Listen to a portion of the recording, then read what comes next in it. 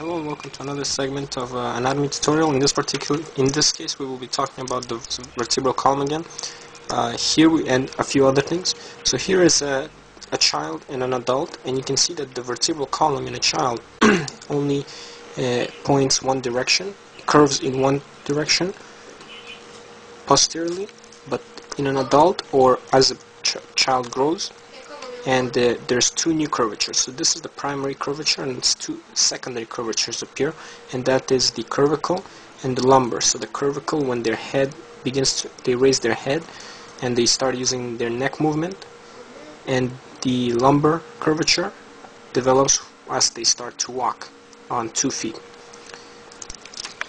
So here is another picture of the vertebral column, and you can see the curvatures, the cervical and lumbar being the secondary curvatures because they develop later on, and the thoracic and sacrococcyggeal, they are the primary curvatures. They were also, this is the kind of curvature that was present even before birth and early childhood. These here are examples of different types of bones. So you see this is an example of a long bone. There's an expansion and a shaft. The bones of the fingers are also examples of long bones and also the metatarsals and metacarpals, they're also long bones because they have a shaft and their ends are expanded. Expansions on the ends and a shaft. All of these are long bones. Short bones are, for example, here in the wrist. They're not really flat, they're rounded and they're short because they appear like this. They're short. Okay? Then you have bones, flat bones, bones that make up the skull, for example.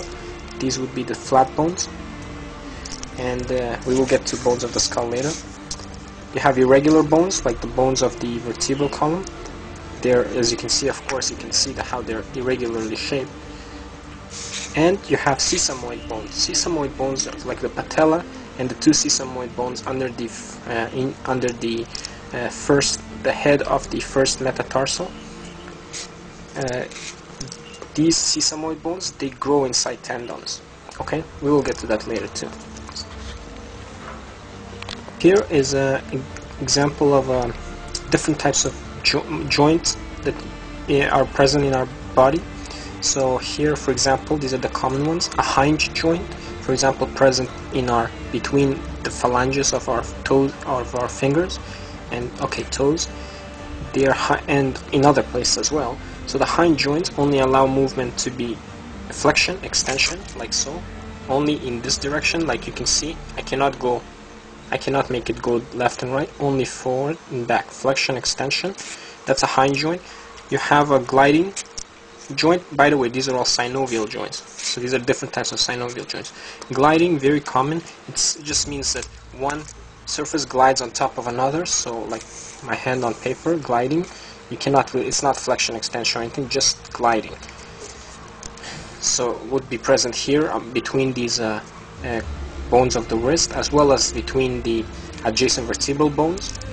Then you have here, this would be a pivot or pivot joint. A pivot joint, like you saw in the atlas axis, atlantoaxial joint, I'll show you that in a second. So remember the pivot joint, I'll show you that in a second. And this here is a ball and socket. So we saw humerus and the femur, they articulate with the scapula and pelvis respectively in that order. The ball and socket allows all kinds of movements. So ball and socket would be between where my knuckle is and where my finger starts. So that's where I can do all kinds of movements, left, right, flexion, extension, circumduction, circular movement. And finally you have a saddle joint. Saddle joint is only present in the thumb, not this portion of the thumb, but at the base of the thumb. So I'm right where I can't point with two hands because I'm holding the camera, but if you can see where the pen is pointing, my pen is pointing in this area, so that's where I can do this, a saddle joint, and allows great movement of the thumb. The other fingers do not have that kind of movement. Saddle joint allows much greater movement than the other fingers.